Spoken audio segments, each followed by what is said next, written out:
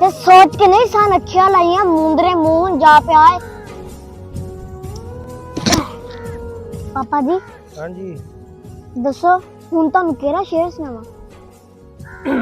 यार ਹੁਣ तो मैंने शेर सुना के मैंने एक दोस्त ने फोन ਕੀਤਾ ਸੀ ਕਿ ਉਹ ਮੈਨੂੰ ਕਹਿ ਰਿਹਾ ਸੀਗਾ ਯਾਰ ਕਿ ਮੈਂ ਜਿਹਦੇ ਨਾਲ ਵੀ ਲਾਉਣਾ ਮੇਰੇ ਨਾਲ ਧੋਖਾ ਹੀ ਕਰਦਾ, ਮੇਰੇ ਨਾਲ ਫਰਾਡੀ ਕਰਦਾ ਤੇ ਮੈਨੂੰ ਕੋਈ ਇਦਾਂ ਦਾ ਦੋਸਤ ਨਹੀਂ ਮਿਲਿਆ ਹਾਲੇ ਤੱਕ। ਬੜਾ ਪਰੇਸ਼ਾਨ ਸੀ ਵਿਚਾਰਾ ਤੇ ਜਨਾਬ ਉਹਦੇ ਹਵਾਲੇ ਨਾਲ ਉਸ ਬੰਦੇ ਦੇ ਨਾਮ ਇੱਕ ਪੋਇਟਰੀ ਸਾਨੂੰ ਸੁਣਾਓ। ਕੀ ਕਹਿੰਦੇ ਹੋ ਜਨਾਬ, ਦੱਸੋ। कि जेदे नाल भी वाह पिया है ओही लौंदा दा पिया है, ओही रज के खज्जल होया जेरा प्यार दी राह पिया है। ते सोच के नहीं सान अखियां लाइया मुंदरे मुंह जा पिया है। ते जेदे इत्थे पूरा आया ओदे ही गल फा पिया है।